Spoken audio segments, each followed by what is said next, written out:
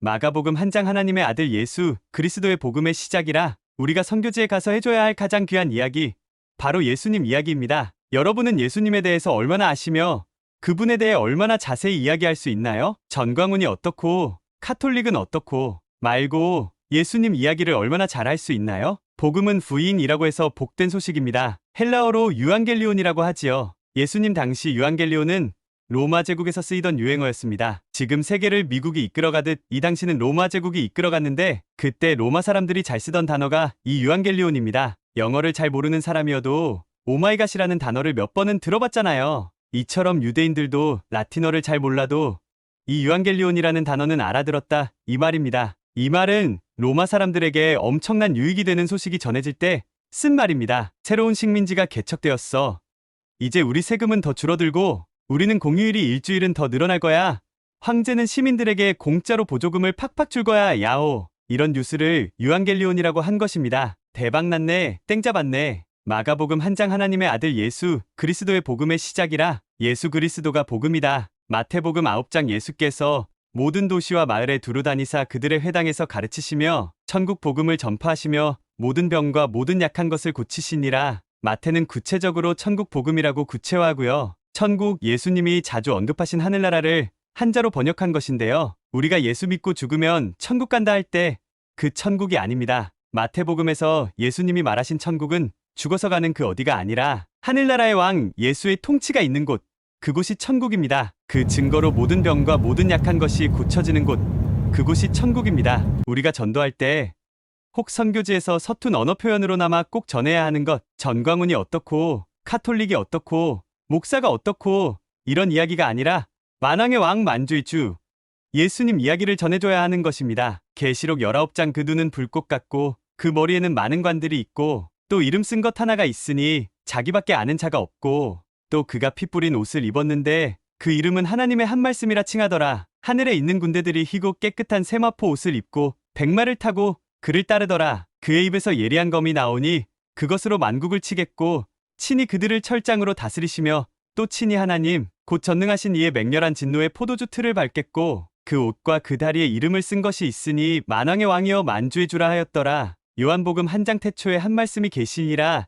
이 한 말씀이 하나님과 함께 계셨으니 이 말씀은 곧 하나님이시니라. 그가 태초에 하나님과 함께 계셨고 만물이 그로 말미암아 지은 바 되었으니 지은 것이 하나도 그가 없이는 된 것이 없느니라. 그 안에 생명이 있었으니 이 생명은 사람들의 빛이라. 성경은 예수가 그냥 4대 성인 중에 한 분이 아니라 창조주라고 분명히 선포합니다. 아버지 하나님이 세상을 창조하실 때 말씀으로 빛이 있어라 하니 빛이 있었다고 하지요. 그때 그 말씀이신 분이 성자 하나님이라고 1절에서 분명히 선포합니다. 그 예수는 세상의 창조주였습니다. 여러분, 레고를 조립해보셨는지요? 말이 쉽지 직접 해보면 굉장히 어렵습니다. 임페리얼 스타 디스트로이어라고 해서 정말 비싼 레고인데요.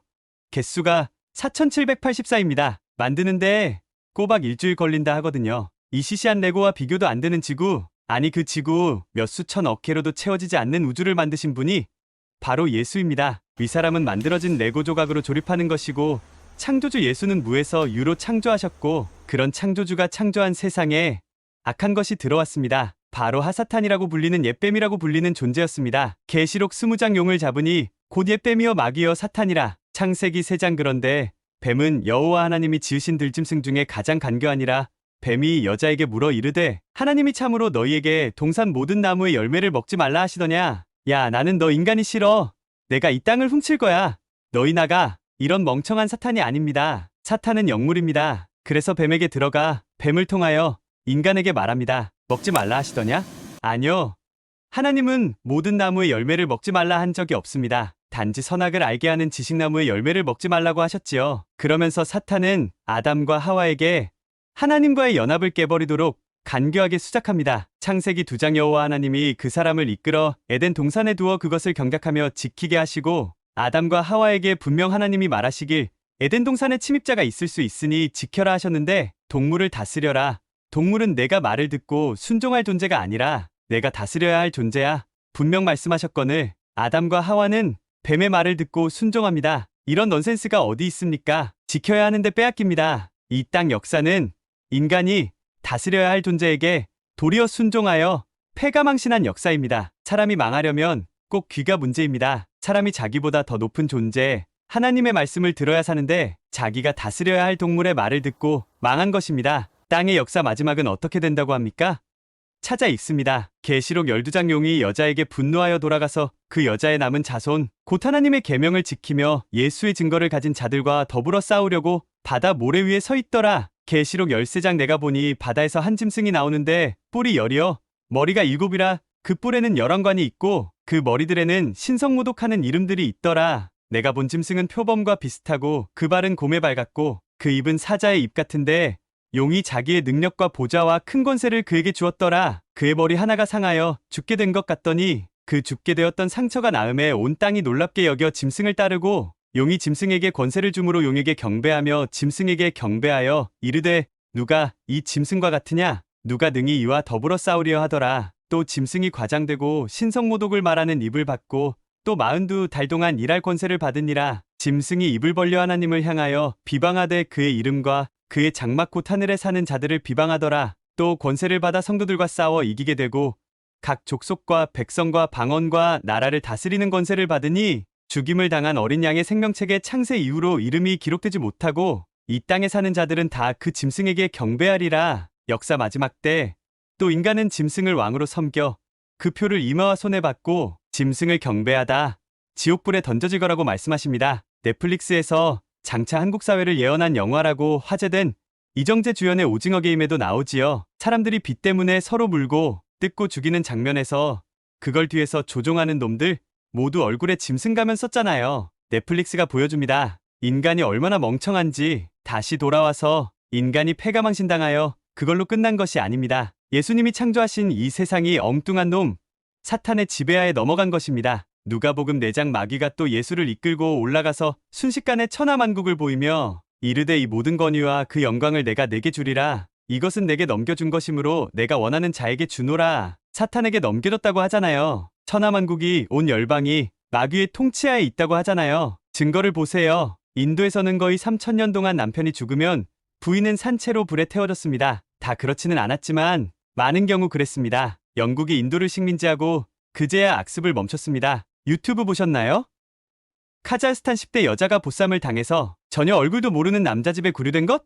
말이 보쌈이지 납치죠. 코란에 따라 남자가 납치했답니다. 그러면 여자는 그 남자랑 살아야 합니다. 대신 남자는 납치한 여자 집에 돈을 주고 아니 100년 전도 아니고 2023년 지금도 이런 납치혼이 일어나고 있습니다. 무슬림이라는 거짓 종교로 약자를 하대하고 학대하고 유린하고 이 모든 것이 다 사탄의 다스림의 증거입니다. 다시 마태복음 9장 예수께서 모든 도시와 마을에 두루 다니사 그들의 회당에서 가르치시며 천국 복음을 전파하시며 모든 병과 모든 약한 것을 고치시니라. 약자가 학대받고 인권이 유린되는 것이 사탄의 통치의 증거라면 진짜 왕 예수의 통치의 증거는 병과 약한 것이 고쳐지는 것입니다. 사람에게서 하나님의 형상이 회복되어 약자가 보호받고 인간 대접을 받는 것, 그것이 바로 예수의 통치의 특징입니다. 거짓과 죽음의 왕 사탄이 쫓겨나고 진짜 왕 생명의 주 예수가 다스리신다.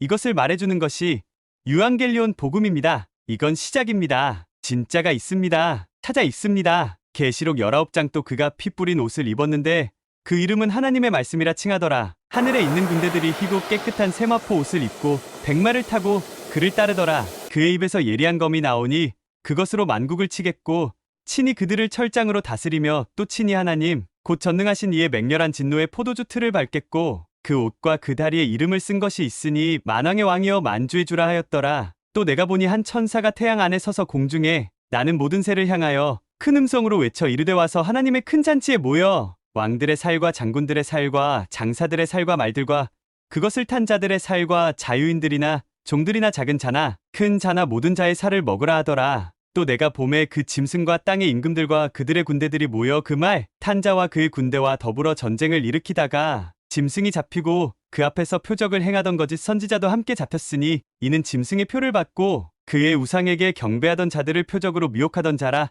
이 둘이 산채로 유황불 붙는 못에 던져지고 그 나머지는 말 탄 자의 입으로부터 나오는 검에 죽음의 모든 새가 그들의 살로 배불리더라. 계시록 20장 또 내가 봄에 천사가 무저갱의 열쇠와 큰 쇠사슬을 그의 손에 가지고 하늘로부터 내려와서 용을 잡으니 곧 옛뱀이여 마귀여 사탄이라 잡아서 1000년 동안 결박하여 무저갱에 던져 넣어 잠그고 그 위에 인봉하여 천년이 차도록 다시는 만국을 미혹하지 못하게 하였는데 그 후에는 반드시 잠깐 노일이라. 또 내가 보자들을 보니 거기에 앉은 자들이 있어 심판하는 권세를 받았더라. 또 내가 보니 예수를 증언함과 하나님의 말씀 때문에 목배임을 당한 자들의 영혼들과 또 짐승과 그 우상에게 경배하지 아니하고 그들의 이마와 손에 그의 표를 받지 아니한 자들이 살아서 그리스도와 더불어 천년 동안 왕 노릇하니. 13절 하나님의 말씀이라. 누가 생각나죠?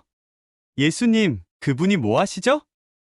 짐승을 잡지요. 그래서 불못에 던져버리십니다. 적그리스도를 심판하시는 것이죠. 뱀에서 용이 된 사탄은 무저쟁에 가두시고 이제야 모든 것이 제대로 되었습니다. 아담과 하와가 실패한 것, 에덴을 외부로부터 지켜 짐승의 말은 듣지 말아야 했는데 실패해서 다 빼앗긴 것, 인자 예수가 다 찾아 회복하십니다. 당장 짐승 2마리로 표현되는 적그리스도 거짓 종교 지도자를 불못에 던져 심판하시고 땅을 되찾아 천년 동안 다스리시며 회복하시지요. 이게 유앙겔리온입니다.